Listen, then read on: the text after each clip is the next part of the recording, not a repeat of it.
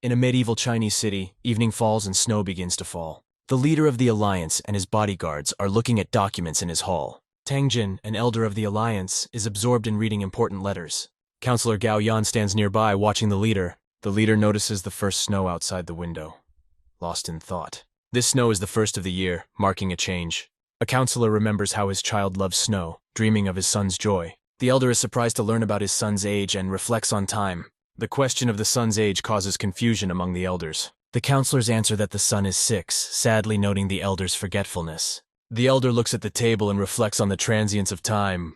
The counselor reminds him that he asked this question a few weeks ago. Despite the loss of his memory, the elder plans to give his son a gift. The old man has another question that has been bothering him. He asks if he has a son or a daughter, forgetting even the child's gender. The old man cannot remember whether he is a boy or a girl. The counselors are concerned about his condition, asking if he is okay. He realizes that time is taking its toll, but old age does not come alone. The elder is convinced of his health, comparing himself to a bull. He thinks about 40 years in power, wondering how quickly the years have flown by. The old man turned to the counselor, not hiding his thoughts. He asked for an opinion about himself as a person. The counselor was confused at first, but realized that he was being asked to evaluate himself as a person. The question seemed strange, but the answer was obvious. Everyone knew that he was the best person in Senku. The words made him think about his own identity. Nicknamed the god of war Tianjing, he became a legend at the age of 9. After that, he spent a lot of time fighting unorthodox sects. He destroyed the dark ways and the cult of the blood god known for its influence. In the end, he fulfilled the Morim Alliance's long-held wish by completing his mission. Thanks to him, the peace in the city was preserved. But the enemies did not surrender. The enemies tried to poison or kill him, but to no avail. He defeated all those who dared to oppose him, defending his power. The townspeople called him the steadfast leader of the Alliance. As a leader, he mercilessly destroyed traitors, upholding justice. He has become a symbol of justice and martial arts skill. His existence is the way of the warrior, the essence of Qianhu. Recently, the master has been behaving strangely, causing the advisors to worry. After reassuring the counselors, he let them go, saying that everything was fine. He turned to his son, noting his absence from home, but gave him freedom. The son looked closely at his father and realized that the situation was not as rosy as it seemed at first glance. His eyes showed care and concern, which he tried to hide. Respecting his father's wishes, the son bowed his head in gratitude, expressed words of support, and advised him to get a good night's rest, trying to bring calm to their conversation. On this quiet, snowy evening, when the city was slowly falling asleep, and the wind barely swayed the branches of the trees covered with snow, the master thought thoughtfully about his son's words, and how if a person born here reached incredible heights, there would really be no room for doubt or discussion. He went through an extremely difficult life, filled with trials and struggles that marked every step of his journey. Over time, from a brave and invincible young warrior, he turned into an old man whose health is failing and whose memory is betraying him, leaving him often to forget the details of his majestic past. Now he became weaker, losing his former strength, and the path seemed longer and more difficult. At that moment, a deep longing suddenly gripped him, piercing his heart with a pain he had not expected to feel. He clutched his chest tightly, trying to suppress the cough that escaped and the pain that suddenly came, making him think about his health and future. Surprised by the sudden illness, he wondered why it had happened so suddenly. Clutching his chest with all his might, he tried to calm himself down, but he instantly fainted, falling to the floor, which usually meant the worst. But then a light began to enter his eyes, heralding hope. As he gradually opened his eyes, he realized that he was in a strange place. The smell of medicinal herbs indicated that he was most likely in a medical office. He realized that he had lost consciousness and had probably been brought to the doctor's office, where Counselor Gao Yang was probably already criticizing him for neglecting his health. Suddenly he felt funny at the thought that he, the strongest among the strong, had fainted. Starting to get out of bed, he noticed something strange. His energy center, Dan Tang, was empty, which confused him. He speculated that it could be poison-dispersing vital qi energy, but dismissed the idea because such poison could not affect him. When he woke up, he saw a man and a woman who were happy to see him conscious. The woman ran up to him asking if he was all right, but the man, in whose body the old man had awakened, could not recognize them. Then he noticed that something strange had happened to his voice. The woman asked him with a smile if he really didn't know who she was, and he seriously asked her name. She started laughing, asking him if he was sure of what he was saying. The woman's face seemed familiar to him despite the confusion in his head. Suddenly the woman hit him in the face, trying to jog his memory. Enraged, she said that simply apologizing would not be enough for the words he had just said.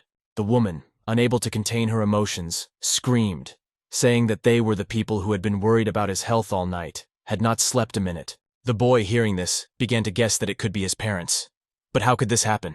The father, hugging his wife, restrained her from further actions because she was extremely outraged, reminding her that she was his mother and he was an ungrateful son. The father tried to calm the situation, saying that the boy had not yet regained consciousness after losing consciousness. The boy felt a lump in his throat, overwhelmed with emotions. Hoping that it was just a dream, he heard his mother expressing her worst wishes for him because of his ingratitude. He prayed that it was just a dream, but if not, what then? Suddenly he saw his reflection in the mirror. He noticed his young skin, his hands, and horror seized his soul. It was impossible that this could be real, and he realized that it must be a dream. In the midst of this reality, he asks himself, why does this dream seem so real? Seeing the reflection of his younger self, he sinks down on the bed, hoping to wake up in his usual form. But his parents do not let him fall asleep again, gently reproaching him for his childish pranks. Time passed quickly and evening was approaching. Almost 10 hours had passed. The man lay in his room realizing that his dream was still going on. Looking out the window, he noticed that evening was coming. He dreamed of waking up like a normal alliance leader, but reality had not changed. Trying futilely to sink deeper into the dream, he realizes that this dream is indistinguishable from reality, finding no signs of any problems. He cannot understand what happened to change his world so dramatically. He has experienced a lot in his 70 years of life, but reincarnation? This was something completely new and incredible. The memories of his life as Chinzin remained in his mind. Suddenly an old man entered the room, bringing tea and soup, and asked him with reproach how he was not ashamed. The boy did not understand why the old man was treating him this way, because he could not remember his actions of the previous day. Finding himself in this body, he wondered if he should lie to the old man about his true identity. But the old man could tell that the boy was confused by the look on his face. The boy asked anxiously why he was considered irresponsible while in his bed. He mentioned how, as the head of the alliance, he always knew the good and bad sides of situations. He didn't blame anyone for the dangers, he didn't rely on anyone, he had a simple attitude towards his subordinates. He always took his work responsibly, realizing his duties. Now he suddenly felt irresponsible, trying to understand what had happened. As he left the room, the old man sharply said that the boy was a disgrace to the family. These words caused the boy fear and anxiety. The door slammed loudly behind the old man. Left alone, he wondered what he or the person in whose body he was to deserve such an assessment. This criticism was extremely exhausting for him. Suddenly the door opened again. A young man entered the room exclaiming that everything was finally clear. Sitting down next to him, he asked why the boy did not listen to anyone, reminding him of the repeated warnings. Fighting against a woman will never bring victory, and addiction to alcohol will lead to a fall. The master in the boy's body asked who the young man was. The guy next to him froze, feeling embarrassed. The young man admitted that he had heard about his amnesia, saying that everyone was talking about his strange behavior, as if he had lost his memory. With a hint of sadness in his voice, he added that even in such a situation, the boy finds a way to circumvent the system. If it wasn't for that day, you would have been able to assess the situation better.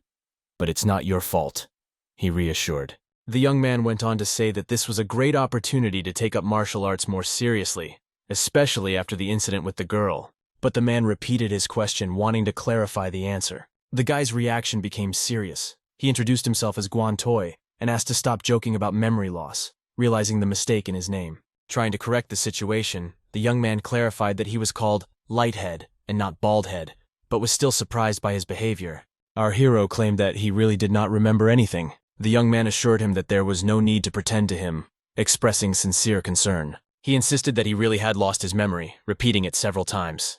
The guy asked a question about the loan, and the reincarnate replied that he did not remember the amount. After the amount was announced, the reincarnate became embarrassed, saying that he did not have that much money on him. Nevertheless, he took out a few coins and gave them to the boy. This gesture convinced the interlocutor of the sincerity of the reincarnate, that he had really lost his memory. Asked why he decided to check because of the money, the guy replied that the real owner of the body would never repay the debt.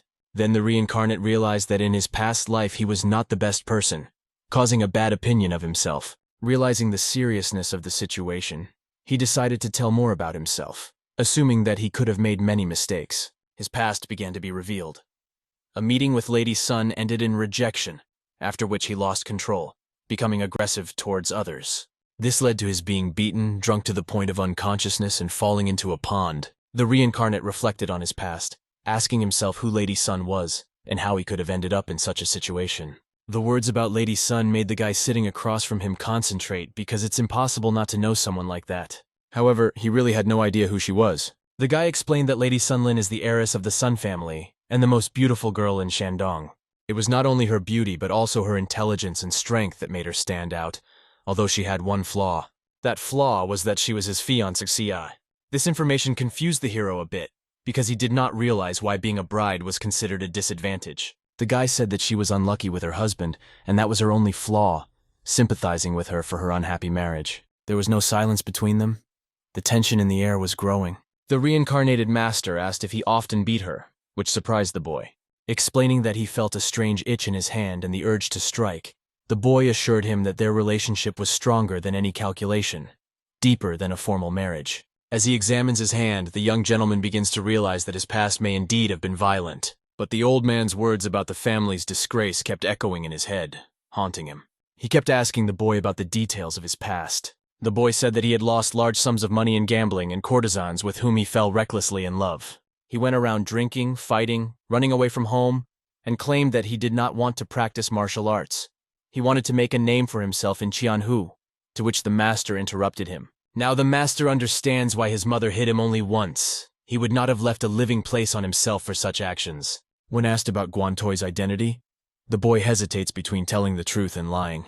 The master insists on honesty, calling it the last chance. The boy was worried because the truth was not the best. Guantoi, the personality into which the master was reincarnated, was actually considered a dreg of society. The words about his own failure made the master realize that the situation was really difficult. He remembered his father's words about being the incarnation of Qianhu, and this inspired him. Feeling relieved, the master accepted the idea that perhaps he had really died and had a chance for a new life. He perceived his reincarnation as the beginning of a new story. The new day began with the realization that the body in which he had awakened belonged to Li Dan, the young head of a swordsman clan from Shandong.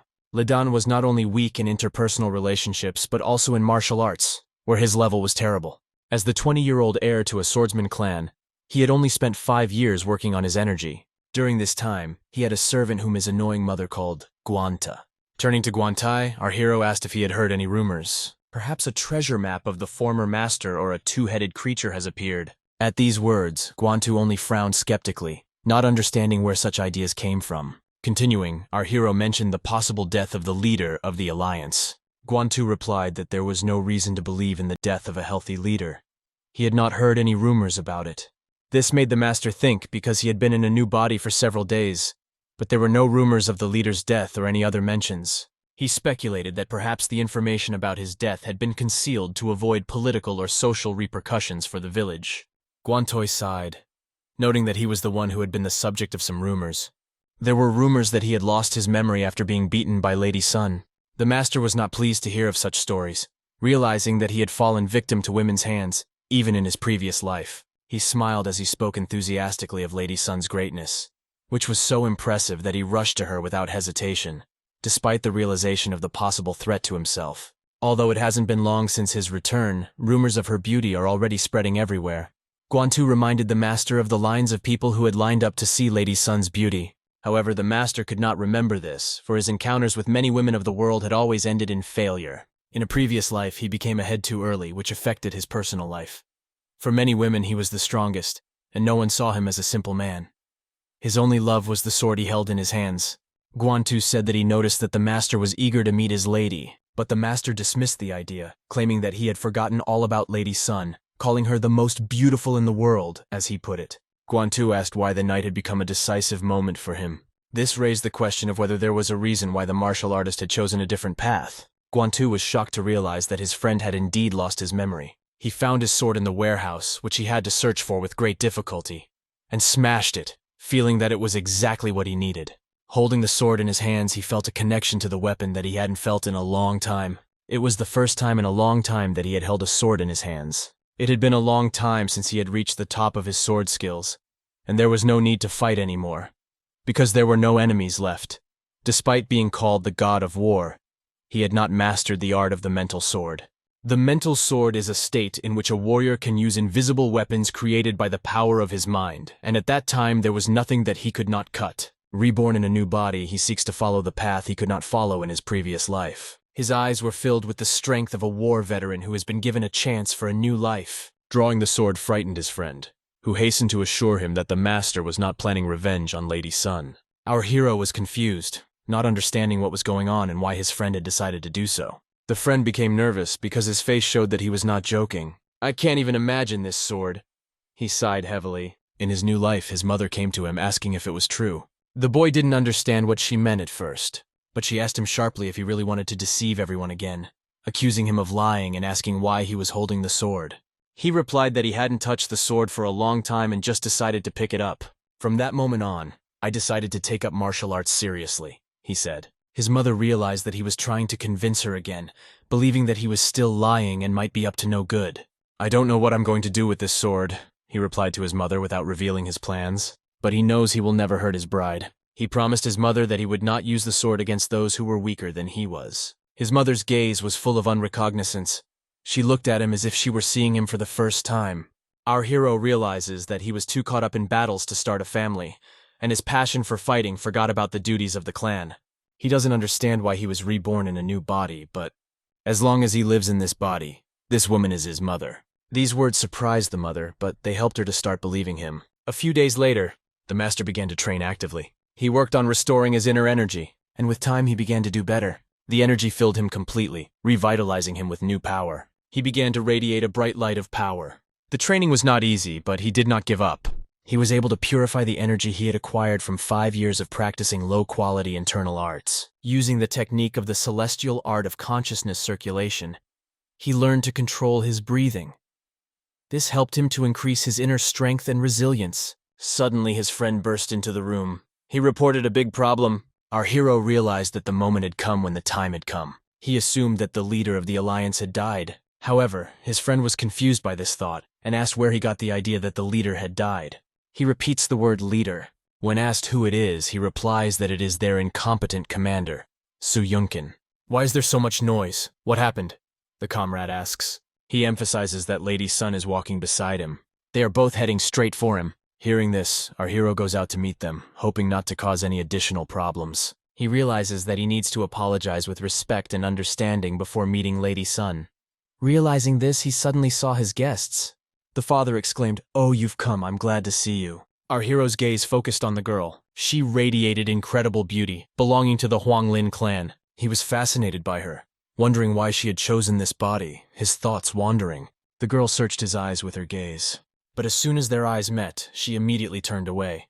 Turning to the girl's father after a long separation, he asked if they were doing well. He expressed regret over the incident, refusing to comment further. The girl frowned as if trying to think of something on the spot. It was obvious that she had a hard time forgiving her lover. The hero's father decided that it was his son who should apologize, not the girl, emphasizing this during the silent pause. Then the girl started the conversation by saying that they needed to discuss some things. The father of our hero asks what exactly she wants to talk about. The girl seriously emphasized that she wanted to dissolve the marriage contract. The news shocked both parents. Our hero is observing the situation, realizing that things are going to take a complicated turn. The girl's father asks her why she decided to do this so suddenly. She replies that their marriage was arranged by calculation, and she realizes how rude it may sound. But she believes that she has the right to make her own decision. After these words, there was an awkward silence. The girl's words made all the parents hold their breath. She was very embarrassed in front of her parents, but she absolutely did not want to marry this man. Despite her feelings of shame, she felt the need to speak out. Our hero's parents did not know how to react to her words, feeling embarrassed. However, the girl's father reacted sharply, accusing her of being ungrateful and wanting to break off the engagement without discussing it with him. He criticized her for having too high expectations and being ungrateful. The father's words hurt the girl deeply. One of the parents intervened to try to calm the situation and offered to discuss the reasons for her decision. Suddenly, they heard from the hero's lips that he also wanted to break off the engagement. This statement made the atmosphere even more tense. The protagonist's assistant was shocked by his words, but the guy remained confident. The girl was shocked by the unexpected development. The bride's father, ashamed of his reaction, realized that he had overreacted. The reincarnated master took the blame, admitting his mistakes and appreciating the people around him, despite the shortcomings of the previous body owner. As he continued his speech, he explained that his words were not motivated by resentment toward the bride. So why did he say it? The master replied that he wanted to marry a woman whom he really loved. The bride's face became sad. The hero's parents bowed their heads, realizing that no marriage can be profitable if it is not based on love. The father tried to ease the tense atmosphere by saying that it was great when everyone agreed with this opinion. The girl's father got angry, saying that they could not just break the marriage agreement. The boy's father replied that as his daughter had said, they had no right to decide her future for her. These words made the girl's father even more upset, and he decided that enough talk was enough for today. The girl shifted a little in her seat. She asked the boy why he had changed his mind. He jokingly said that her hand was too heavy. The girl didn't respond to that, she just remained silent. She showed her respect to his parents by bowing down in front of them. Then she followed her father. The boy watched her go, realizing that he was letting her go. The parents asked him anxiously what he was going to do next. Our hero replied that he would not look for another bride for now, but would focus on something else.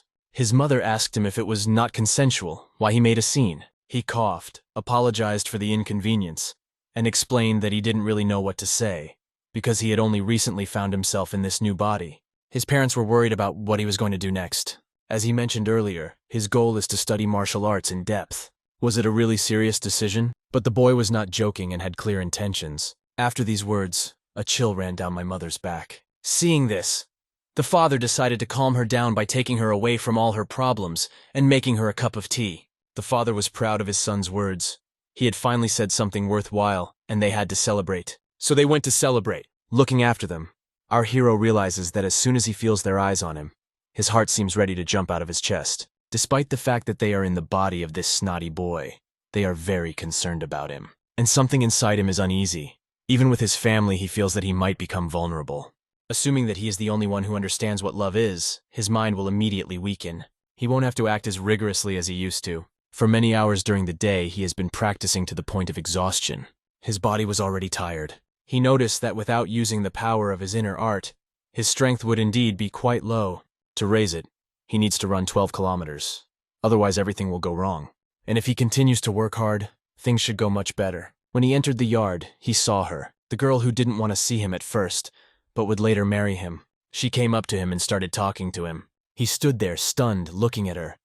But she brought him to his senses, saying, "Don't react so sharply. I didn't come here of my own free will." The father sent them to apologize. The boy told her not to worry, as he did not feel offended by her arrival. She asked him if he remembered what he said that day when he got drunk. He said, "Let's see how long her beauty will last." He insulted her by reminding her that her face would eventually be covered with wrinkles. Our hero realizes that he has to atone for the villainous tongue of the one who lived in his body before him. He apologized to her for what had happened, but she said he was right. The master did not understand what she meant. She continued to think that although everyone was praising her looks now, eventually there would be nothing left of her and no one would look at her anymore. But she plans to make a name for herself through her hard work. Because of this, she has no intention of dating any of the men. However, the reason she suggested breaking off the engagement is because she doesn't like the guy.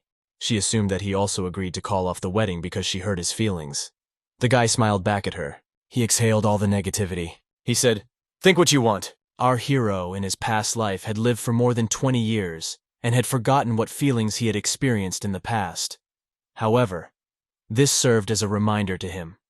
And because of all these emotions, the former owner of the body became quite agitated. "Don't worry," he told her. "This is my final decision about our wedding." The young bride could not make sense of these wise words. His last words were that he would no longer be an obstacle in her life. On this note, he walked past her and headed for his house. The girl turned around, unable to understand how everything ended so easily. She looked after him, but he passed by without even looking back. In his past life, when he was 20 years old, he had to shed a lot of blood, going around killing various thieves with his sword for training purposes. His youth was not radiant, it was the color of blood. He realized that he had really lived a hard life. Life gave him a second chance. In this version, he would not hold anyone by force. The master went to the snowy mountains, in which he continued his training. Standing in a fighting stance, he plunged his feet into the snow. Holding his sword in his hands, he began to recall his skills. The art of the asura sword, the aspiration that transcends the soul. With this sword, he severed the hearts of 13 leaders of the Shadow Path syndicates. As I immerse myself in my memories, I feel more and more the contrast between his aging body and his new one. A dark silhouette appears before us. He swings his sword, and he cuts through the darkness with his light energy. He cuts off the head of the leader of the Bloody Sky cult, and he received the title of the strongest in the world. His meditation reached a new level. When he managed to accumulate his energy, it was so powerful that his explosive technique was followed by a big wave. A race began through the entire winter forest, illuminating the trees that were nearby. The house rose above the training ground. It was very easy for the master to use martial arts. Perhaps this guy had an innate talent for them. How Li Dan managed to lead such a lifestyle with his physique was beyond the master's comprehension.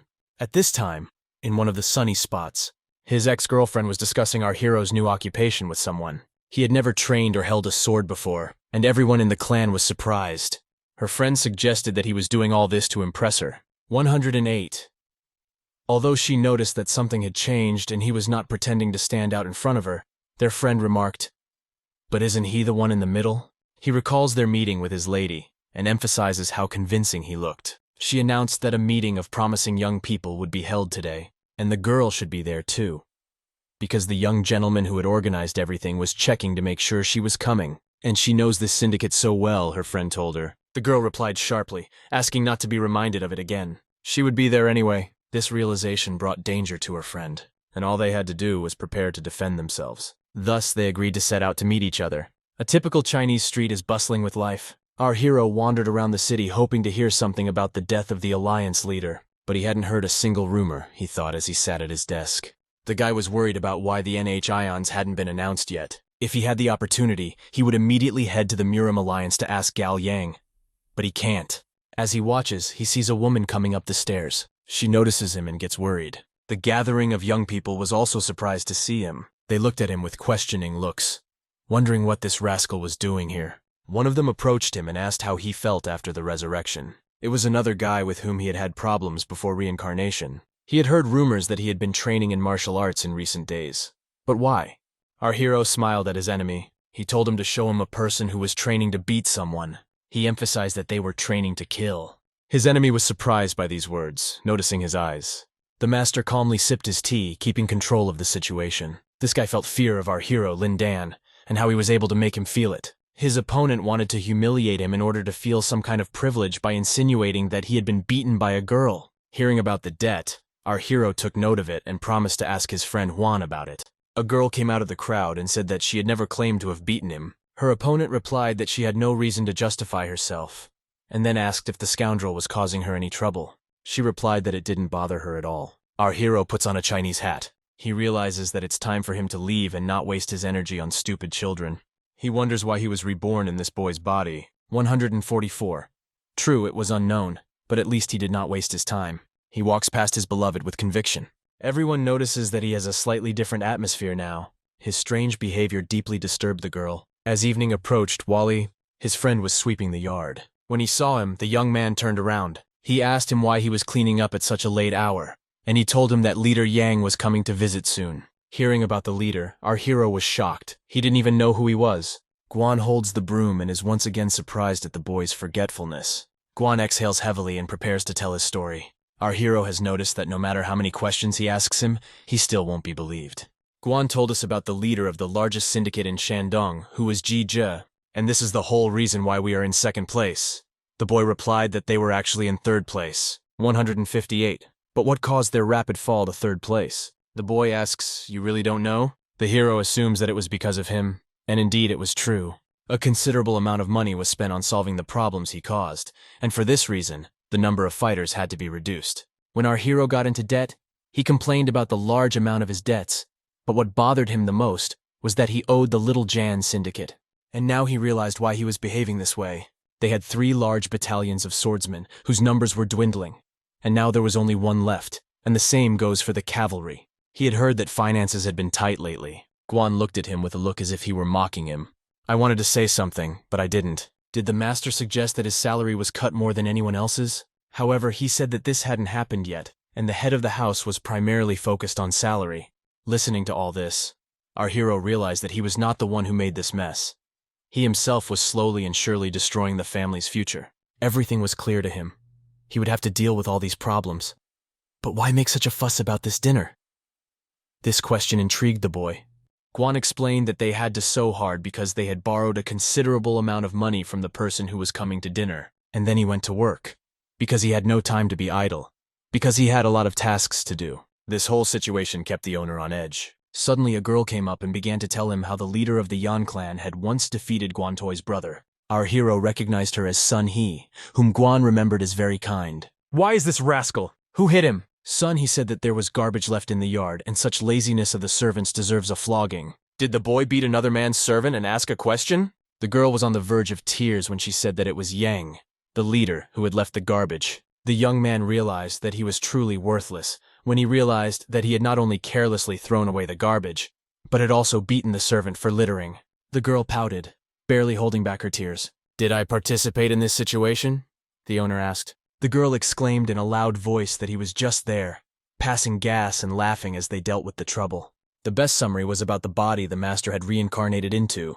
Realizing that Lee's tribute was not just bad but terrible, how could he dare? Nevertheless, she decided to share that Guan had mentioned that the young master had been behaving much better in recent days. It was hard for the owner to realize how terribly he had been treated by the owner of the body. The girl admitted that she did not trust him very much, but she trusted her younger brother Guan. She bowed to him, expressing her respect. Then she went about her business. After this conversation, the boy had many thoughts running through his head. But suddenly he heard some sounds. The master was working so hard that sawdust was flying around him. The master noticed and understood this, although the boy managed to succeed thanks to this. He still treats him well. Day turned to night, and in the evening the clan leader arrived. He opened the gate to the courtyard. The clan leader was not walking alone. He was accompanied by a whole delegation of warriors. It seemed that he had come not to have lunch, but to lay siege to the castle. The moon illuminates the courtyard, and night torches add to the atmosphere. The clan leader asks how everyone is doing. What the clan leader would be grateful for, having arrived after such a long journey. Our hero finds it very strange that this leader has come so late. He makes it clear that he looks down on them.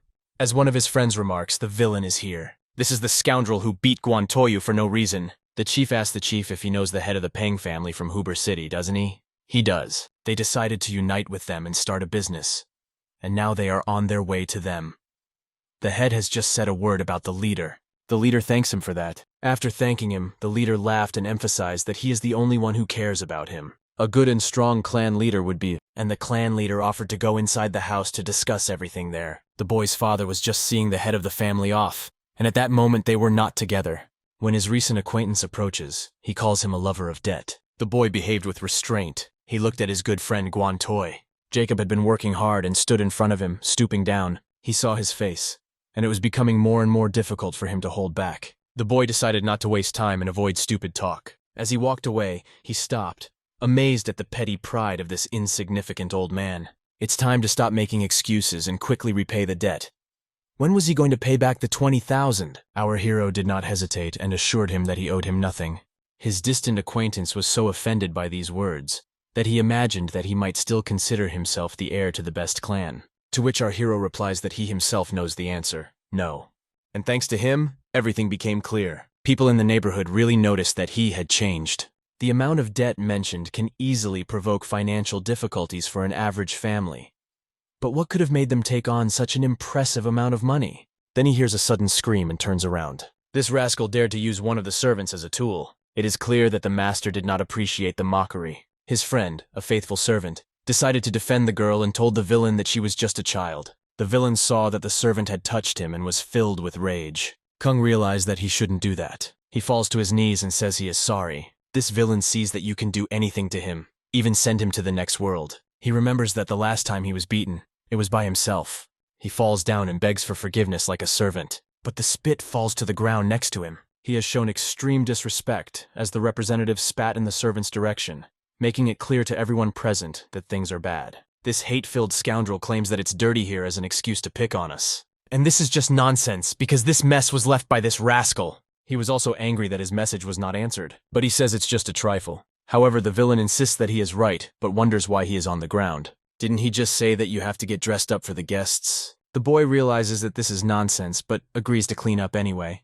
The villain steps on his hand, stopping him in his tracks. The girl screams, "What is he doing?" But this rascal says that since saliva came out of his mouth, it should also be cleaned with his mouth. Well, it was quite disgusting. The people around were shocked by such disgusting behavior and rude remarks of the guest. But the girl insists that she will clean it up herself, as she realizes with tears in her eyes that he has stood up for her. Guang asks her not to interfere. He suggests that she contact the clan leader if she needs anything.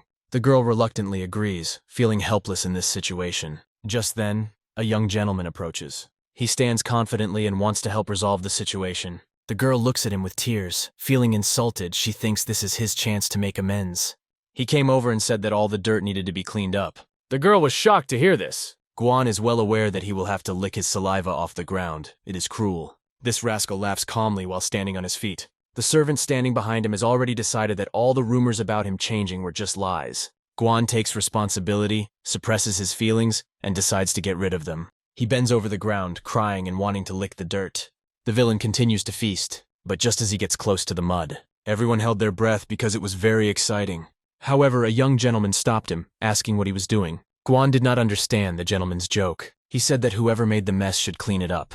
Finally, he stood up for the servants, and the girl was delighted to hear this. Pan tells this lazy fool Kai Gan that he's talking about him and thinks he should dress properly. Kai Gan was furious at this turn of events, but the boy continues to insist that he clean up, otherwise he will go deaf. Qui Gan did not expect him to chirp in such a tone.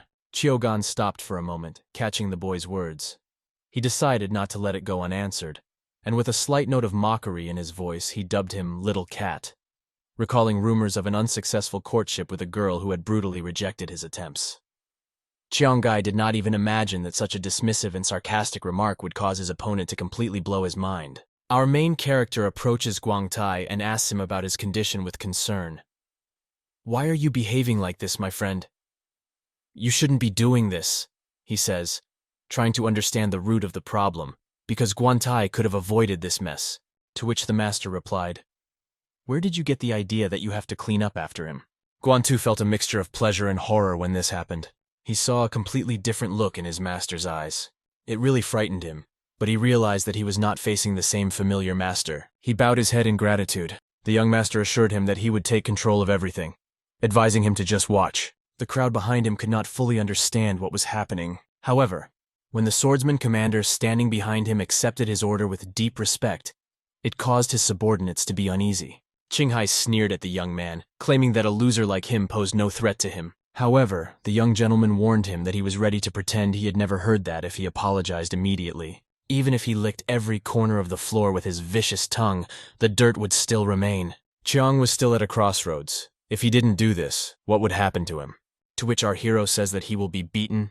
His guest, with interest in his voice, suggested, "Why don't we check what this great and terrible descendant of the Bai family is capable of and what he is like?" Chiang Ha had been looking forward to this moment, and it was hard for him to even imagine how much he had been looking forward to this confrontation. The stranger was the first to attack, confident that with a single punch he could end the argument, rendering his opponent helpless.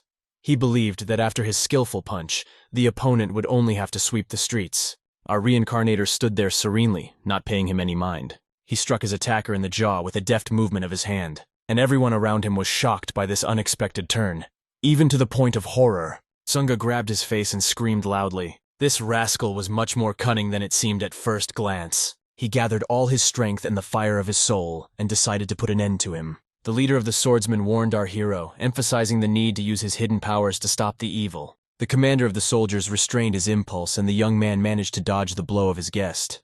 He noticed that the battle was becoming fierce, and decided that if, God forbid, he missed at least one blow, he would most likely pay for it with his life. But the taste of battle only intensified his excitement. Although this usually happens to the previous owners of the body, it would not happen to him. Then the swordsmen who stood nearby and watched the event held their breath. The young master was doing the unimaginable, skillfully managing and conducting the battle. The young companion moved with incredible ease, which amazed everyone around him. His unpredictable blows severely punished the attacker. As he continued on his way, he realized that he would not be able to pull it off. Tsunga was unwavering in his dissatisfaction that victory over his opponent was out of his reach. But with every passing minute, the young master attacked with more and more force. He paid for his boldness with blows to his torso. Because of his ridiculous joke, these children will forever retain the trauma. The young master punishes him more and more for his unworthy actions. Still, he decides to give him the opportunity to realize his mistake. After many strong blows, the young master struck the decisive one, which threw. To a great distance, the criminal was knocked back. This blow made a tremendous impression. All the witnesses of the captivity held their breath, their mouths agape with amazement. Chong, that unworthy figure who allowed himself to be bullied by others using his status, now lay helplessly on the ground, not moving a muscle. The young warrior stood silently in the heart of the capital of war. The villain, disarmed by our hero, was picked up by his servants, who asked him if he realized the full scope of his actions. He denied it. "You saw for yourselves that I did not start it all." Refusing to remove the film, he asked, "Is this how polite people behave?" The young gentleman inquired. After a severe abuse, this ruthless boss, having gotten out of the way, furiously issues an order to take the young gentleman's life. He is filled with fierce hatred and bitter anger toward him, unable to tolerate such humiliation. It was a strict order that had to be obeyed without question, but his soldiers listened and could not understand this order. Sunga grabbed his soldier by the collar and said in a convincing manner, "Why are you still here? The order must be obeyed!" The soldiers knew, however, that regardless of the difficulties they faced in implementing Plan B, they could not afford to eliminate their successor because of such problems. However, the swordsman could not disobey his order, so he drew his sword. At that moment, a swordsman from the battle clan approached our hero. Turning to his comrades waiting ahead, he calmly told them that their lord had given the order in a state of confusion so they could disobey it without hesitation. He also reached for his sword, emphasizing, "Better think about the consequences." An indescribable tension was building between them, and each of them could sense that war was on the verge. After exchanging glances, the soldiers realized that everyone was ready for battle. If no one betrayed them, victory would be theirs. They decided to act cautiously, stopping the attack and putting their swords back in their sheaths, emphasizing that killing was not an option. Such decisions are the exclusive right of the head of the family. Such audacity cannot be tolerated. The angry Kung, grabbing the sword from the warrior, rushed at the young master in true courage. He wanted only one thing: death, to put an end to his torment after the humiliation he had suffered. His attempts to stop him were in vain. Time was already running out.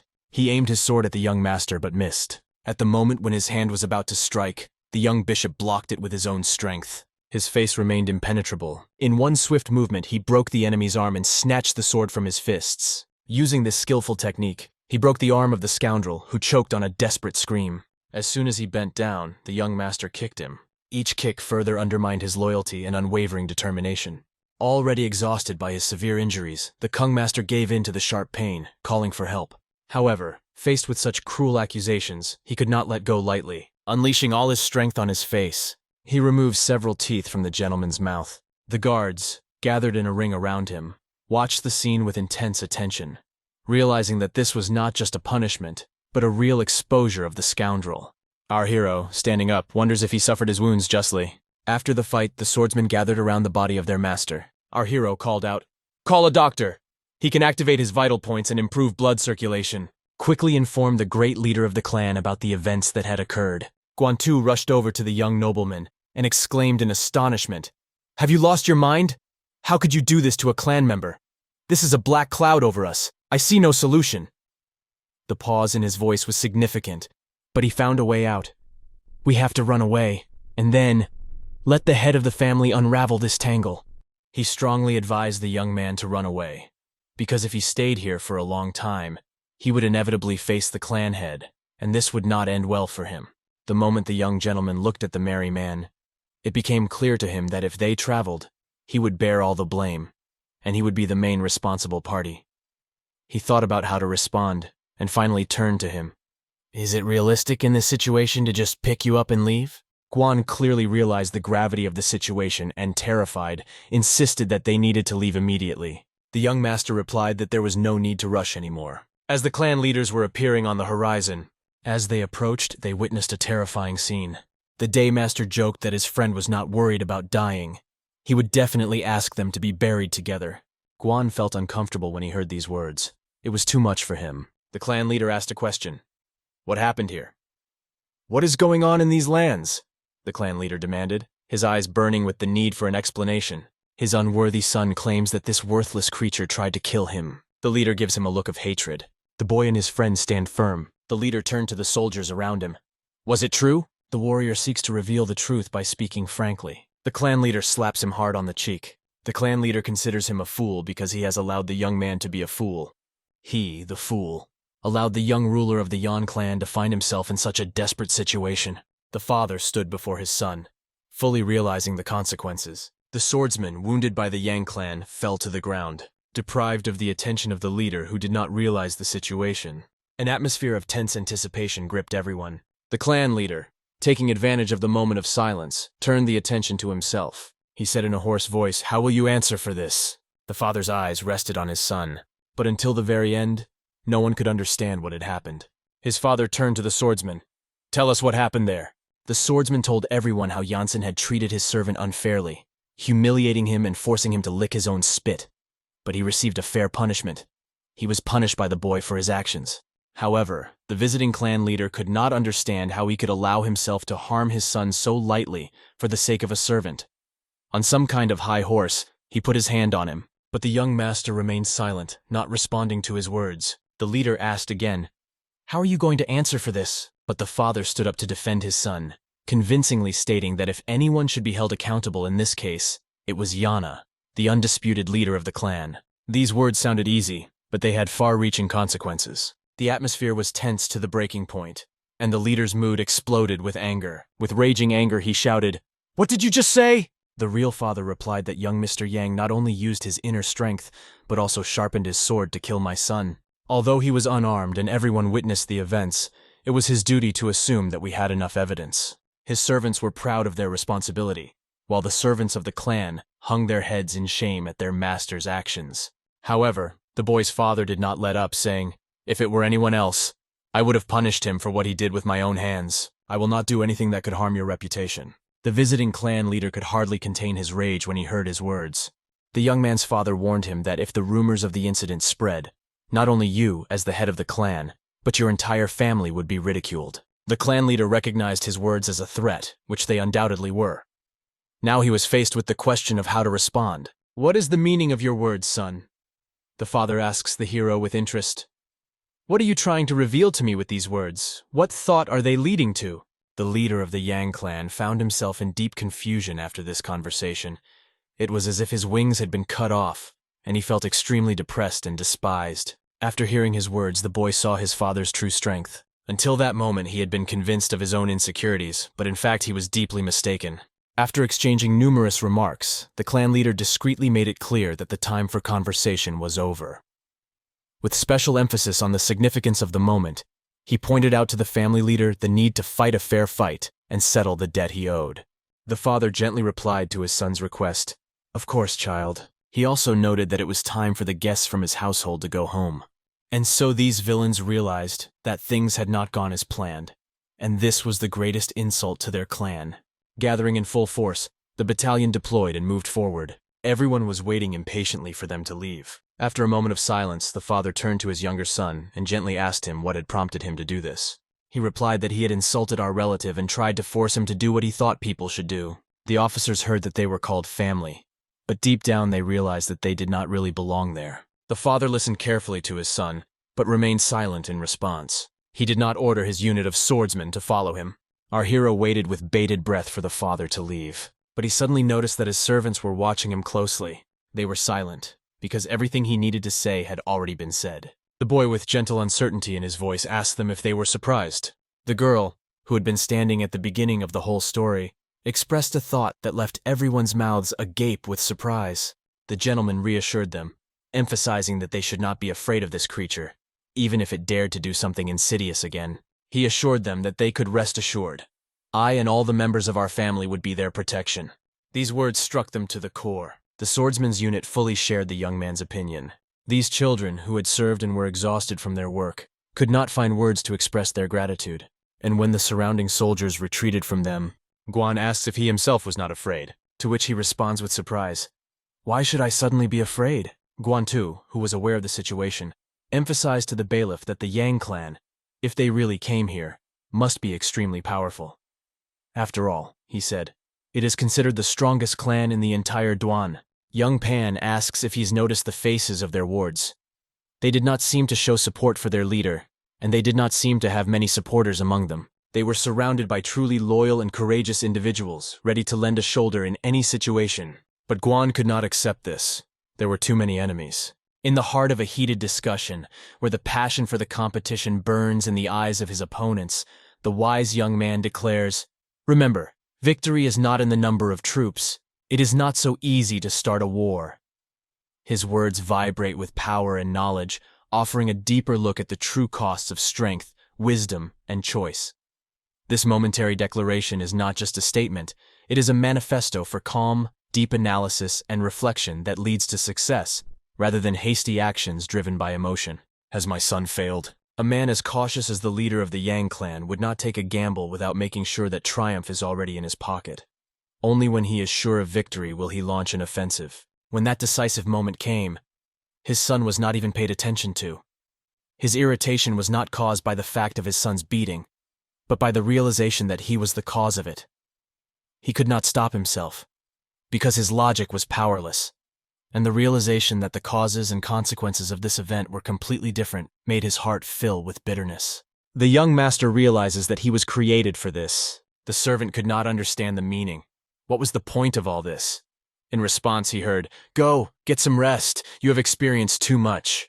Just as he was about to leave, a young man caught his attention, and she thanked him sincerely for his great deed. Our heroes were happy about it. He smiled and said that it would fill him with kindness for the rest of his life. The servant was relieved when the unexpected became apparent. The young master, analyzing the circumstances, realized with his little experience that now was not the time for action. In order to take revenge, the leader, they would try to take revenge while keeping their hands clean, and he had to be proactive. There was a tense atmosphere in the family room as the father watched the mother's actions closely. Lena, eagerly holding the antique box in her hands, carefully opened it. Inside, under a layer of fine white velvet, rested an extraordinary piece of jewelry. It was a necklace of such beauty and craftsmanship that her breath stopped for a moment. Each stone, perfectly polished and radiating deep shades like secrets sealed for centuries, sparkled under the light of the lamp. With inspiration and awe, she turned the necklace around in her hands, thinking about the stories this jewelry could tell. It was a family heirloom, kept and passed down from generation to generation, a source of deep respect and pride. In one mystical setting, where intrigue and power games formed the basis of clan life, a figure appears wrapped in a veil of mystery. A woman, in a sharp and deliberate voice, dispels the silence by whispering, "The leader of the Yang clan, he is so petty, he never worries for nothing. Questions of motives are alien to him." Her words vibrate in the air like echoes of distant storms, the veil of obscurity dissipating to reveal the depth of wisdom and insight embedded in each word. The mysterious leader, hiding behind a mask of indifference, secretly seeks the truth without asking direct questions. The woman, like a soothsayer, penetrates the very essence of the power struggle, where every step can be decisive. Now that the picture is complete, the atmosphere around the verbal duel becomes even thicker, and the mystical veil of secrets promises to reveal more than one corner of the mysterious world of the Yang clan. If she realizes everything, they will be able to cover up to, "You have no right to do that," her husband firmly tells her. "I will not allow it." Yet she argues that it is nothing more than a simple piece of jewelry. But it's not just a trinket. It's something you value more than anything else in the world. She smiles and admits that the most valuable things in the world to her are the fight and her son Duan. These words made the man blush with embarrassment. The woman with a face that radiates determination tells her husband, "I have finally gathered my courage. We have to protect our son, not meaningless trinkets." He asked, gently looking into her eyes, "Do you really believe in me?" The mother answered with confidence, "Yes, I really believe that, even after his deception." But the mother would defend him, saying that, no matter what, he was still our son. Hearing her words, the father realized the depth of the seriousness of the situation. He hugs her tightly, and in that moment they both feel that no amount of hardship will break them. All this under the watchful eye of the young master. He intended to apologize to them. However, unexpectedly, he overheard their conversation. This made him think. He began to believe that his rebirth in this world was a chance to live a life of his own choosing. Later, he reflected, embarrassed by his own act of helping Dana after overhearing their conversation. Since then, he could not shake the thought that he had changed his usual image for the sake of these two. Will he be able to cope when he is not bound by his longing for his family? His angry temper would not let him rest at night. Conceiving of revenge is 10 times worse than the reasons to carry it out. In the heart of China's mountainous landscapes, the cart is nobly making its way up. Guantoi was impressed by the nobleman's words, but could not fully understand them. But he insists that they are now on their way to the Yang clan. And why is that? He decisively states that a solution to the problem must be found. Guan does not fully understand what this guy is saying. He is most concerned about why he chose him to accompany him. The owner has 2 answers. One he likes and one he doesn't. The one he doesn't like, he should say first. Guang sighed and suggested, "Let's start with the second one." The owner turned to him, claiming that he had described everything in detail as if he had experienced it himself. At the beginning of the story, Guan bows his head thoughtfully, recognizing that his thoughts are in line with the expectations of those around him. This is a moment of realization that external observations reflect his inner self, giving him a sign of how transparent he can be in his reflection. And while this may seem like a small detail, it reveals deeper dimensions of Guan's character, who, with a complex interplay of emotions, accepts his thoughts and feelings as an integral part of his existence. Then Guan asks with interest, "What is the first answer?" He replies that the only person he can trust completely is himself. The young man was surprised to feel an unpredictable attraction to a person who seemed to be indifferent to him. He said that he began to feel sorry for him because he had a very limited social circle. She asked him if he had a plan, and he replied that he was going to think about it. How much strength does it take to change a person beyond recognition with a blow? In the country we are heading to, all kinds of shadows are gathering to give you a warm welcome. If there is someone among them who will hit him in the same way, perhaps he will change again, become his old self before the blow. Guan's response to his words was frightened. The young master began to notice that jokes and fictions appeared in his head that he would not have been able to think of before. He becomes intrigued. Is it all because of his rejuvenation, or perhaps because in his previous life he was bound by chains of formality? In the heart of the Yang clan, there is a clash of will and authority. The leader of the clan, full of anger and eccentricities, realizes that someone he dismissively calls a clumsy young man has managed to defeat his son in battle. At that moment, covered in bandages and knocked down, his son begged his father for revenge, to destroy Danny and the entire family of the one who had brought them pain. The father calmly, with firmness in his voice, reassured his son, saying that this was exactly what he intended to do. How dare he look up, that rascal, ignoring the command given to him from above? He called out to the bloody dog. When his words reached his son's ears, he suddenly realized their true meaning. The father insisted that they would be punished for their treatment of him. Meanwhile, in the wagon, our hero, he noticed that he was reading intently and turned to him with interest. "Is this, by any chance, the Patriarch's secret technique?" "Yes, it is," he answered, whispering barely audibly. Referring to the shogun, he said that it was something incredible and not a martial art at all, and if the horsemen found out about it, there would be consequences. However, after he said that, his appearance only became filled with suspicion. Guanesh covered his mouth with his palms. And then he laughed, throwing in, "Come on, the white sword technique is so commonplace." To which our hero replied, "It's time to tell you the meaning of what you just mentioned." Guan was surprised by his antics, which only increased his surprise each time. But why is he talking like this? If the Patriarch is a master of the White Moonlight Night sword technique, a knowledge that the whole world is proud of, why would he say such things? By continuing this dialogue, he was only causing a wave of doubt and suspicion. But Guan could not understand what was coming next. Did the guy tilt his head at something? For a more precise answer, please provide more context or details of the scene so that I can help you adapt the text to meet your request. Realizing that he had underestimated the situation, he was surprised at how bitterly wrong he was. If he had to rate this technique, he would have found it slightly better than average. Given his desire to hide his true martial arts mastery, he needs to master this art to perfection. Guan watches him, remarking in surprise, "How unusual to see you with a book." Indeed, his experience with reading was limited to bar menus and announcements in adult recreation centers. "What kind of martial arts skills does the young gentleman propose to teach me?" But Guan answered resolutely that he would not. "No, I refuse." The young master realized that he was deceiving, but he was answered, "A man like you cannot even imagine it." But why, when it turns out that Jian can do it? The question arises, why wouldn't he?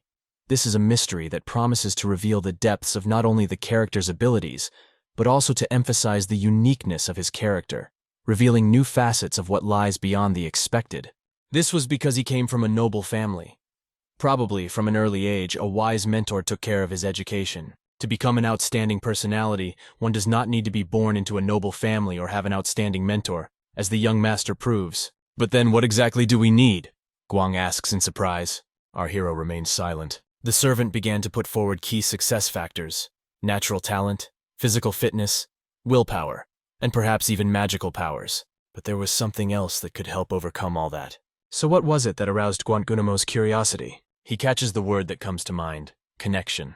A bridge of incomprehensible signs, and he still can't grasp their essence. The young man's question is answered. It has to do with the CN Hu. The Guantai's face can fascinate anyone with its unique impressiveness. He doubts the significance of all this, or tries to change the subject. Young Pan realizes that wisdom is still far from him, and he really believes that he was serious, joking only at first glance. He is convinced that connections are key to achieving status.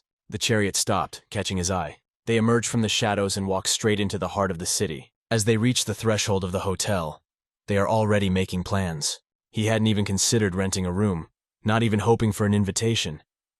It looked like he would have to spend the night on the train, but the young gentleman assured him that he had only taken one room, and that didn't mean he would make him sleep on the street. He explained that they intended to share one room with 2 beds and asked where the problem could be. However, the young man said that he was uncomfortable sharing a bedroom with a younger owner. "It's not appropriate," he said. "I would prefer to sleep in the guest room." The young master offered, quite unexpectedly, to have a drink before bed, to which he, surprised, responded immediately, as he was stunned that someone would want to spend time with him in this way. However, the young man asks him if there is anyone else there besides him. He also asks for some simple snacks and drinks. Stopping at the threshold, the maid addressed us with exquisite manners, reflecting the hotel's true hospitality. "Please wait just a moment," inviting him to sit next to her. Young Pan clearly shows uncertainty on his face. Guan feels that this is the first time in his life. They share a table, laughing and enjoying their drinks, and he never mentions that they are supposed to share the same room. Once in the new world, the master feels that his knowledge and experience have been reduced to nothing, leaving him defenseless, like an ignoramus. When he discovers that he has inspired fear in the young boy, the master realizes his new reality with a touch of humility and responsibility. The moment he reached for the bottle of alcohol, Guang asked for permission to pour the glass himself. However, the young master poured the glass and said laconically, "Just drink." But Guang replied, "You are the older one. You should be in the lead." His old beliefs did not allow him to live calmly and accept this view. He raised his glass and with a slight smile said that he would soon get used to the new taste of life. "It will be just one sip, but it will stay with me for the rest of my life, reminding me of your kindness." The young man jokes with a slight smile, saying that he still needs to pour. And suddenly he was seized by a burning thought that he had an epiphany. The young gentleman decided to take him with him, just to realize the plan. These words impressed the young master so much that he even let the stomach acid and alcohol out of his mouth. "Guan didn't stop doing this because of how well you treat me." He remained silent despite all the challenges, tirelessly believing in his rightness with unwavering firmness. The guy sighs, getting ready to share something very important. The boy was deep in thought, sadly noticing that, as they say, a cow is fed the best food the day before it is slaughtered. This thought did not leave him. Night was coming, and still, Iguana did not dare to ask about the combat abilities of his interlocutor. This question deeply interested our hero. Aguan was especially proud to emphasize his fighting skills, telling how he managed to defeat that villain. Our hero replied that he may have fallen behind lately, but what really worried the servant was that he had only been training for 10 days. He replied in the affirmative that 10 days would be enough time to deal with this pile of garbage. He watched him, not losing sight of a single detail. He was unspeakably surprised that he, such a young master, could become so different. His silent question was answered. "Perhaps I blossomed a little later." Guan did not refuse the drink. He emphasized that he had to limit his curiosity, but he was worried about whether he would no longer change. The master replied that he had no intention of doing so. But Guan did not stop and persisted in asking, "Please promise me that you will change and no longer be the same as you were before." Young Pan was thinking at that moment, what is the value of promises that are just words? He said it was important to him because he wanted to hear it with his own ears. The young master looked over the rim of his glass directly into my eyes. The tension over the Guan was growing. He smiled, diffusing the situation, and promised him. Guan breathed a sigh of relief. He also admitted that he was skilled in martial arts and was actually much stronger than you might imagine. "How can you hide your martial arts skills?" he asked. "To stay afloat in this world, it is important to keep at least a third of your strength secret." So he was deliberately pretending to be a complete loser. Everything changed after Lady Vaughn hit me. I seem to have discovered an obvious truth. It is impossible to live like this. Unusually, this event became a turning point for me. "Listen," I say to the guy, trying to convey my realization. Although our hero realizes that this is a lie, he is still forced to believe these words. What else can he do? He keeps pouring the young man, as if to encourage him. "Come on, pour more!" Amidst the cloud of intoxication, the young man has a disturbing thought. If he continues to be surrounded by such attention, he will become irrevocably accustomed to it. The young Pan expresses his agreement. Iguana is overwhelmed by the unusual feelings of what is happening. "I'm going to buy alcohol with him." He takes the glass from the young master's hands, and he discovers new sensations in his life, because he used to serve others, to be a servant. But now he feels this attention and benefits from the owner, which becomes a real privilege for him. But then suddenly the young master smiled and said, Speaking of drinks, for the first time in my life I feel so intoxicated, he said. They continue steadily on their way toward the city of Dongping, where fate has destined their next stop. As they move along these paths, they forge plans. We have to figure out what they have planned. As no one knows, it remains an unexplained mystery, the solution to which must be sought from those who live on the other side. These words frightened Guan. He stopped for a moment and told the young man that he wanted to take responsibility for this. But he realized the danger of this step. The master warned him that it was a dangerous business.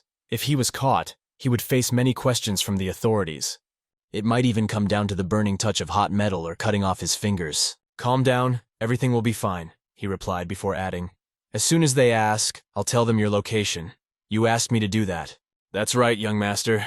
Be sure to tell them because that's a real wise loyalty, he adds with a smile. Guang said with a slight smile. Of course it was a joke. You're imputing such profound wisdom. Yes, I am, the young master replied with confidence in his voice. This is the height of loyalty. Loyalty to the last breath. I will not demand it from this young man. Doesn't the echo of betrayal sound in your heart when silence answers your calls? But in any case, it is considered wise loyalty, the master said. Guang replied that it was not an easy task, but he reassured him. You can rely on me, because I always find a solution. He gives him the freedom to act at his own discretion. He assures him of his return, promising that everything will turn out well, because he needs to continue his journey alone. However, he suddenly stops. As he turns, he approaches the young owner. He forgot to add that even if he did, he would be the last one to come to his defense, watching from some cozy Ukrainian town. He replied that if it was convenient for him, he would do so, because he had decided to leave all the work to himself. Guan made sure that the defense on the other side would be his responsibility. He stepped aside and headed for the city. As soon as he returns, I'm going to have a drink on him, says Guan. An interesting thought. The young gentleman thought about it. Despite everything, he still believes in him. His unbreakable friendship with the Guantai cannot suddenly end. And when he realizes his plan, there will be a chance. The connection between him and the Changhu will continue. The young lord realizes that for several days now, he is eagerly waiting for the Guantu, but his return is delayed. Perhaps he is already in captivity, where he is being demanded to give answers. Perhaps he has even been killed. The door suddenly opened and a figure entered the room. In the darkness of the door, the figure of a man appears, his face completely hidden under a huge hat. He's holding a sword in his hand. In the vast world, the fact that we have met today is undoubtedly a gift of fate. So let's celebrate it. The young lord greets his friend with a smile. How did you have fun? Please give me more information or context about the situation or characters so I can help you more specifically. Is this dialogue a description of a scene or part of a story? The more details you provide, the more effectively I can help you. But what happened to this fascinating young gentleman? The I'm Not in the Tank clan gathers and recruits talented travelers under the leadership of a mysterious figure known as the Blood Potter. They're raising an army of bloody homeless people, a young gentleman asks. It looks like they are recruiting more than a dozen people. Perhaps they are planning an attack on our village. They are also spreading rumors accusing you of beating their son when he allegedly caught you trying to rape a girl. Why did the young Pan smile, realizing that he had created so much that no one would question, even if they believe in something unbelievable? If you got into a fight, you would never allow yourself to commit such acts. As usual, rumors are greatly exaggerated. He wanted to know how you knew about them. Did you sneak into the lair yourself, pretending to be someone else? He agreed with everything, but a maid revealed all the paintings to him, and he managed to enlist her support on his side. These words puzzled the young master with their unexpected determination. He smiled and admitted that he understood the feelings of people like him, because he was one of them. Hearing this, the master laughed out loud, exclaiming that fate had truly smiled upon him. There was a rumor that young Qi Gang had brutally killed one of his maidservants. That is why he has few friends in the Yang clan. Our protagonist realizes that he was lucky to meet this maid. He realizes that if he had chosen the wrong path to his goal, no amount of luck would have helped him. He learned about the bloodthirsty dog and the people about to go to war. The boy also remembered that he had bought a lot of trinkets and made his way inside, getting lost among the travelers. He was seized with deep fear, so he failed to take anything with him, which he regretted immensely. In the shining stars of fate, the young master smiled mysteriously, answering questions about his achievements. His voice sounded with the ease of a ruler surveying boundless dominions. My achievements have exceeded my wildest expectations. I have reached heights that rise above the mundane, far above what I could have imagined. The echo of these words, filled with power and wisdom, not only revealed the depths of his soul, but also reflected a subtle trace of unconquered dreams that had now become his reality. However, he looked down and admitted that he had another critical secret up his sleeve. Our protagonist asked curiously, "So what did you find out?" Guan answered, and I immediately realized that his face really has a magical effect on girls. This news slightly threw the young gentleman off balance. He straightened his curls and said with firmness that they needed to go back and inform the patriarch. The young man firmly stated that they would not go back. Why don't they return with such valuable information? He replied that they should finish what they started, and this idea seems quite exciting. We find ourselves back in the room of the Yang clan leader, where a girl's voice comes from. She is holding on tightly to her clothes, saying through her tears that she already has someone in her heart whom she is marrying, and she does not expect unjustified courtship from him.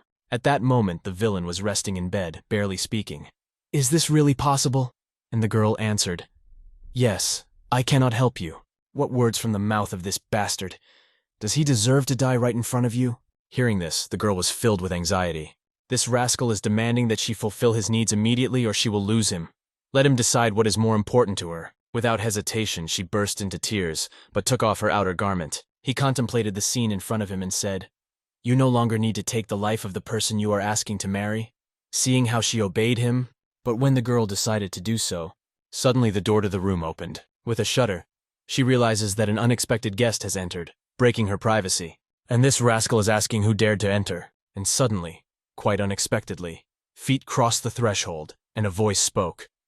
"Do not be afraid. I have just neutralized your pressure point, so you will be immobile for a while."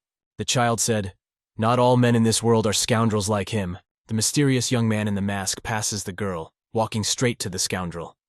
With unwavering confidence, he reveals that an evil dog has bitten the villain. This, of course, does not mean that all dogs are like him. This guy, stretched out on the bed, asked the other guy with undisguised impatience, "Who am I?" He asked to be told quickly because his stay here is temporary. At that moment, overwhelmed with tears, the girl fainted. This mysterious ninja embraces her in his arms. "Forget everything that happened today. Live a long and happy life," emphasizes the ninja. On the verge of the other world, with a special trembling in his heart, the guy lay on the bed, entangled in memories and fear. He tried to call out to someone he once knew, whose voice floated like a mirage in his mind, but there was no answer. He was left with only a guess, loneliness, and a quiet desire to hear something that could be comforting. But the eternal silence nestled deeper in the space between them. Terrified, he recognizes the villain. But how is that possible? Suddenly, the ninja plunges his knife into his body, and drops of vital fluid called blood fill the room. The trickster begs, "I made a mistake, please stop." But the ninja replies with cold determination, "When this child begged you, when the crowds begged you for forgiveness, what was your answer?" The bloody villain's eyes filled with tears, but he did not wait for pity, and contempt poured down on him like mud. The ninja did not pity him, and deep down he felt that his choice was right. At this moment, the head of the Yang clan is talking to his assistant, who is convincing him to rethink the situation. "If you attack this family, you will provoke the anger of many residents," he warns. However, the mayor did not pay attention to the opinions of ordinary residents, as his son was unfortunately no longer among the living. Could the prosecution of the criminals stir up anger? But his advisor realizes that all this trouble is caused by the stupid act of his son, who was the first to start killing. The leader, masquerading as an eccentric sect, hired a large group of vagabonds to destroy Clan B. And the leader urged the vice president not to stop him, because it was pointless. He urged him to change his mind and cancel the whole thing. But the leader said something that made him uncomfortable. He came in and immediately asked a question. "Why are you interested? Is it really important?" His appearance did not seem to match the inner impulse that was felt in that room. In front of me stood a man dressed in a strange costume. He was called the Bloodhound. He asked the president a question, asking about further action because there was no time for hesitation. As he knows well, vagrants are those who do not care about anyone around them, and at a critical moment they can betray without any remorse. If they don't find a quick and clear answer immediately, they will disperse instantly. The leader assured us that everything would go according to plan, and we would act according to our plan. And the leader of the Yang clan didn't just announce this because of my son. Even though the family's influence has diminished, they still have a significant impact on many aspects. And when they defeat their enemies, their power will double. But the vice president emphasized to the leader that the secret of their survival lies in the army's unwavering trust in their patriarch. The chairman gave his deputy a frosty look that did not conceal his attack, and ironically asked him if he thought the man in front of him was better than the leader himself. He slipped into a no, But the leader took him at his word. Trust made all the difference. Is it possible that we have cities ruled by only two forces, power and vulnerability? The powerful rule, the weak obey. That's what Qianhu means. Even without belonging to any religion, we still do not fit the role of an orthodox sect. However, the vice president stood firm. He assured them that if they dared to attack the Bai family, he would leave their clan. The leader gave him a look of condemnation and snapped, "You dare to put conditions before me! Get out of Gladoloy before I personally end your existence," the vice president said menacingly. Listening to these words, he was deeply shocked and frightened because his expulsion from the clan was unthinkable. However, the leader did not hesitate. He sharply declared, "Get out! Otherwise he will kill you." But the vice president cannot comprehend how he could say such a thing after 20 years of faithful service. He clenches his fist and says that he is not going to praise himself. But if it were not for his efforts, the clan would never have reached this scale. He spent years devoting himself to its development, and all his hard work was in vain when the leader said those frightening words. As he was leaving, he still managed to give him a message to make sure that no one in the family left the designated place that day. Let him not worry unnecessarily, because we will not miss a single soul from the Bai family, and we will keep each of their guard dogs under strict supervision. Hearing these words, the clan's vice president, who had once been expelled, became enraged. How can they act so ruthlessly? This is completely unacceptable. He had dreamed of raising the prestige of his Yang clan to the heavens, convinced that to do so he had to go his own way until he was expelled. Suddenly, however, he noticed someone on the grounds. It was a ninja, clutching his sword tightly, his masked face ready for battle. "Who are you?" the vice president asked, holding his weapon at the ready with a stern look. However, Vice President Ninja records, "You are ready for anything. You allocate without hesitation, accepting realities as they are." You must have been confused by the words. But the ninja explained that you were trying to save your own life by defending such evil as your leader. The vice president felt his extraordinary power when he suddenly passed by, and he was powerless to do anything. The ninja warned him that if he wanted to avoid all his efforts being in vain, he had to stay here waiting. After all, he was facing a key moment in his life, the ninja said. And just then, silence fell around him. The vice president held his breath. The time of change was inexorably approaching, and the vice president had to prepare. He didn't know how to react, so he just ignored it. The ninja stepped forward and opened the door. He entered the room where the atmosphere was tense. The hellhound and its leader stood in front of him, both looking wary, as if they were seeing a worthy opponent for the first time. The air was filled with a sense of danger and intrigue. "Who are you?" The leader's voice echoed everywhere, filling the room with the weight of the unspoken. "I am the heir of those you seek to destroy." At first, the leader did not realize who he was talking about. Who was this son? But amidst the din of voices, the leader caught a familiar sound. It was the voice of, "It is the white data that tells us who I am." The leader thought about it. Can this comrade be considered a friend? How did he allow himself to behave like that? But more importantly, how did he end up here? However, despite the circumstances, the leader decided to eliminate him without saying the usual, "Destroy that evil one," to the hellhound. But the hellhound persuaded him to settle the matter for 5,000 yuan. The leader responded with deep aggression, because the time of his destruction seemed to have come.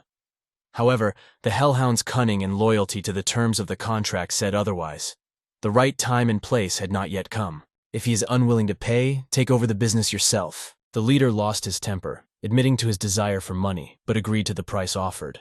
The Hound of Hell realized this goal and spread his paws. Pulling out his mace, he addressed the child. "Accept my gratitude. Thanks to you, I will earn another 5,000 on top." But our hero heard himself being called the vagabond who pretended to be a hell potter. With an angry laugh, the hellhound speaks to his victim. "My name is known even to children, and I hope you realize what you're about to be extinguished by." And the damned hound with crazy agility enters the fight. It attacked our hero with all its extraordinary strength. The blow was so powerful that it tore the door out of the room and pierced the wall. When he finds himself back in his body, the hero realizes that his energy has decreased significantly, and is now no more than that of a 5-year-old child. He realizes that he faces new challenges, to be careful, and to measure his strength with extreme precision. But the Shadow Hound did not stop its attack, catching his speed for a split second. Our hero skillfully dodged the blows, and where the Hellhound struck, there was only devastation. Our protagonist realized that despite his slowness, missing at least one attack would be tantamount to a catastrophe. Without the ability to anticipate the enemy's attack, there would be almost no trace of him.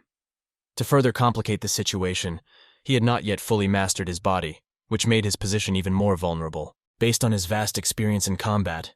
He even fell in love with this battle and the new body he was given to try out. For a moment, he even forgot how much time had passed since he had been on the brink of life and death, participating in a murder. With waves of blood and bad weather, he, a dog of war, enters the battle. He enthusiastically faced the battle, holding his sword tightly with both hands. Since becoming the strongest in the world, Talon's life has been filled with peaceful days. And only now that his true calling has left him, life has become incredibly boring.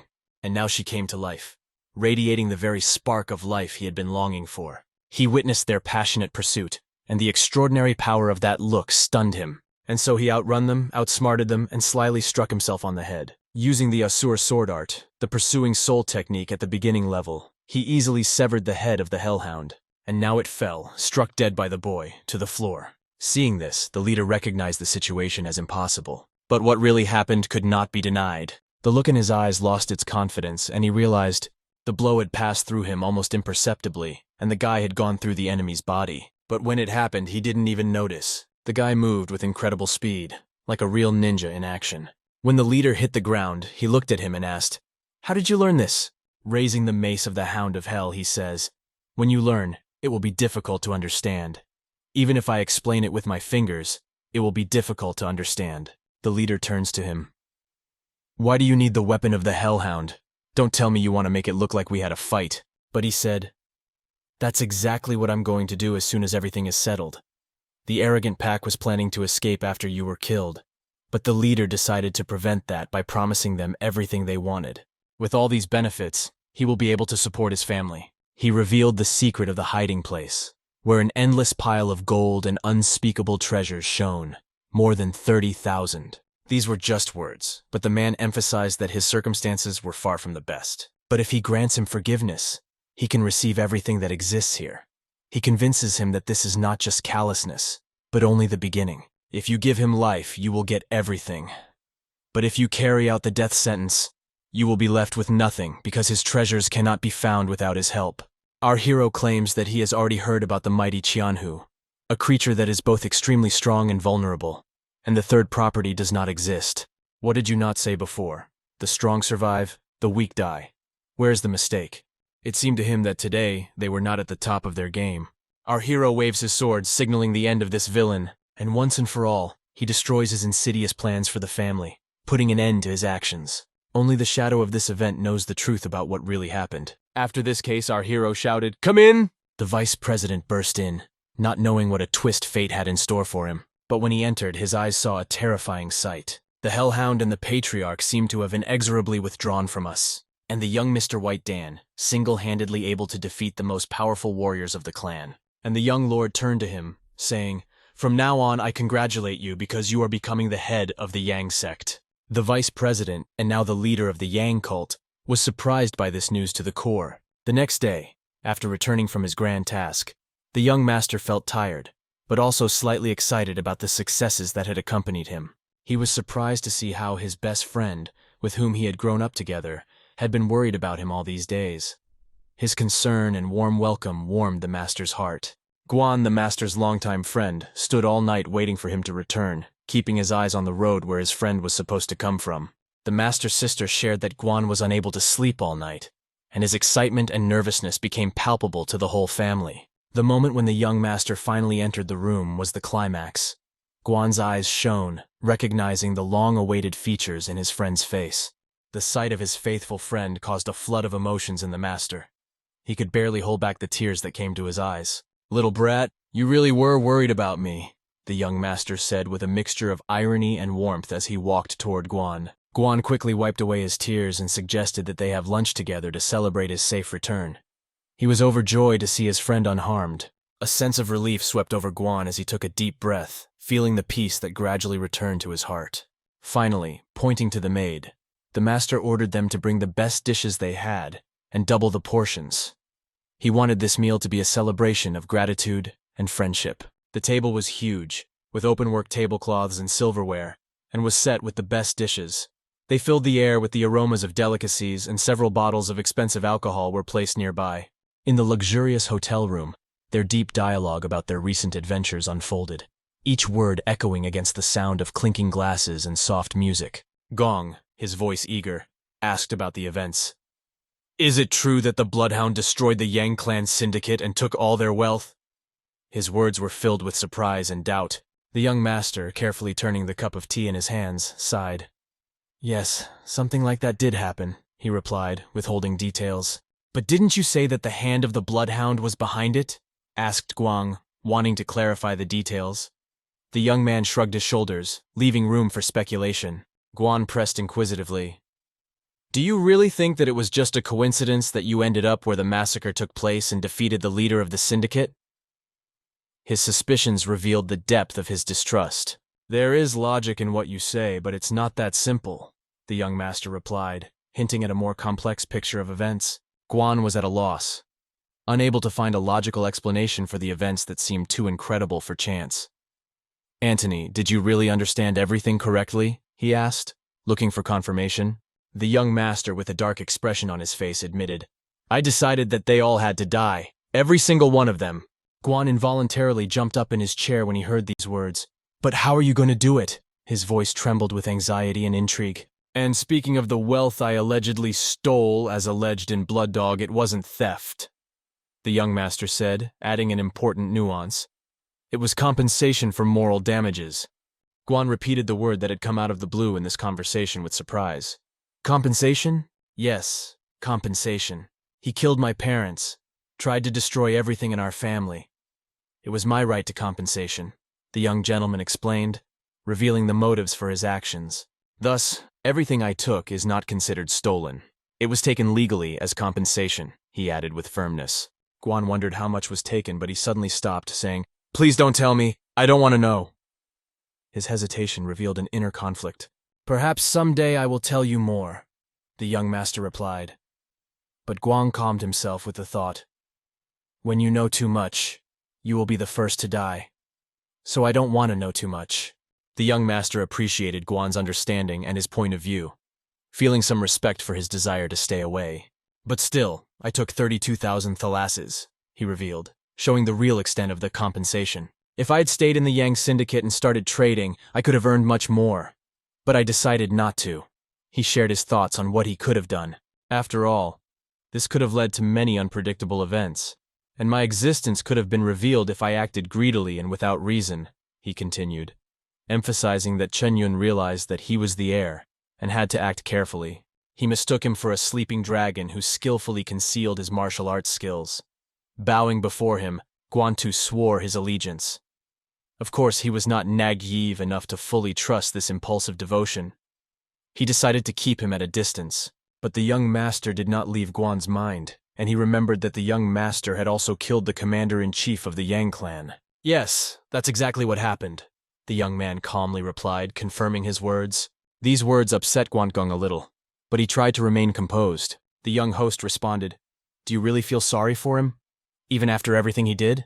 His son was still young, even though he was a scoundrel, Guan said, expressing his opinion. But what difference does it make whether a person is young or old when it comes to right and wrong? If you deserve to die, you must die, the young master commented harshly, emphasizing his position. It was hard to disagree with these words, and he added, If you think I killed him for you, you are mistaken.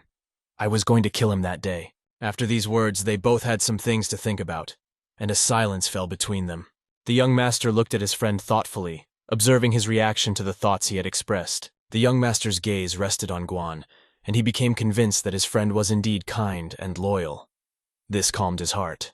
Deciding that it was time to trust, he prepared to tell Guan some very important information. Pouring alcohol into his glass, the young master said, I plan to teach you a real martial art. It won't be the imitations you've seen before, but a real serious martial art, he clarified, emphasizing the importance of his words. Guan's amazement knew no bounds, and he openly opened his mouth in surprise and delight at this proposal. Isn't this a dream? Are you serious? He asked, trying to understand if this was really happening. But the young master stood firm, his confidence only increasing Guan's resolve, and he was even sweating with excitement. Guan hesitated, remembering his age. But I'm almost 25. Isn't it too late to start? The young master replied convincingly, Just leave it to me. Guan realized that he was already old enough to begin such training. But if the young master became his master, age might not be so important. He assured him that he had thought carefully before giving his answer. because his decision would affect his entire future life. "So, do you really want to learn a martial art?" he asked again, looking for confirmation from his friend. Holding his breath and thinking deeply again, Guang prepared himself for the answer. "Yes, I want to learn," exclaimed Guang with a determination that had not been characteristic of him for a long time. "Why do you want to do this?" the boy asked, wanting to understand his motives more deeply. Guang explained, "This incident made me think. I felt that I also wanted to change, not just in words, but in deeds. I want to change myself from the inside out, to stop being who I was and become a better version of myself," he added with palpable sincerity. The young master then asked another important question. "Why are you so kind to me, even though you used to be completely different?" "Because I used to be a lowly person who bullied you. But you showed me that it is possible to change," Guang replied. Guan continued, "That's because once something like that happened to me and I decided I had to change." "And what exactly could have happened?" the young master asked, trying to figure out what had prompted Guang to make such a radical change. "I remember when I was 15 and you were 10, you were very kind to me when I was sick and had a high fever. That moment had a big impact on me," Guan recalled, reflecting on the past and its influence on current decisions. When Guan lost consciousness, the first thing he saw when he came to was the face of the young master, who had not left him in trouble. The young master carefully helped him recover, applying cold towels to his forehead. The caring attention he showed then, helping Guan recover, was unlike anything Guan had seen before. "I still can't forget his concerned look when he looked at me," Guang recalled, feeling deeply grateful. "You've never looked at me so sincerely before, and it left a deep mark on my soul," he continued, expressing his emotions. The young master listened to him, feeling somewhat bewildered. All this was a bit incomprehensible to him, but at the same time important. Deciding to answer, the young master said, "Perhaps it was foolish to think that I was obsessed with such things, but I am sure that for some people such experiences can be extremely beneficial. The martial art you will be learning is the 7 techniques of the South Sea," he announced, revealing the details of the upcoming training. Guang was amazed to hear about this opportunity and the uniqueness of these techniques. "And one more very important thing," the young master added. "And from now on, you are no longer my servant. Now you are not just my subordinate, you are my friend, my support," the young master said, emphasizing the new equality in their relationship. Guang rose from his seat, feeling different after hearing these words. He took a deep breath, a gesture that surprised the young master with its determination and meaning. Guang then knelt down in front of him and crossed his arms in front of him, showing his respect and readiness for his new role. The young master watched this carefully, for he had not expected such a reaction from Guang. "I've heard that this is how martial artists bow in Qianhu, how martial artists show their respect," Guang explained his gesture. The young master appreciated it and replied, "You're doing well, you're doing the right thing," and he recognized Guan's efforts and intentions. Looking at his new friend and support, the young master drank a cup of tea and thought that he had not really planned to take Guang as a disciple. In a gesture of reflection, he decided that he could accept his respectful bowing. Thus ended their in-depth dialogue in the hotel, marking the beginning of a new phase in their relationship and their shared journey of martial arts training. After these events, they returned to their hometown, where they felt more secure and confident. The young master shared everything with his father, revealing how dangerous and insidious the syndicate leader was who wanted them dead. "He was much more evil than we could have imagined. If I hadn't met Bloodhound, we would have been in big trouble," he told his father. His father thought about it and said, "Perhaps the heavens really helped us. What a blessing that everything turned out the way it did. However, we have to pay back the debt to the Yang Syndicate that they owe us," the father said, emphasizing the need to settle old accounts. The young master understood this and was prepared for this turn of events. He knew that his father would express such an opinion because he was an influential and intelligent man. "I couldn't even think that we owe the Yang Syndicate, not Yang or Zhou, to us," he thought. Turning to his father, he said, "I hope they're not too upset, Dad." Such respect and trust from his son deeply impressed the father, as he had not heard him say such words for a long time. The mother, observing the changes in her son, could not help but feel proud. His maturity and determination made her happy. His noble father, noticing the fatigue on his son's face, suggested that he get some rest. "Go and get some rest." The boy agreed without objection, feeling the need to rest. As he went to say goodbye, he realized that this was the first time he was actually talking to his father. After all, in his previous life, he was raised by his mother from an early age, and his father was not in his life. Although it was their first conversation, he didn't feel bad about it. He felt a certain connection and understanding. The next day, the boy came to the Yang clan. He brought a large purple sack with him and threw it in front of the new clan leader. The new clan leader asked him in surprise, "What have you brought? What are these gifts?"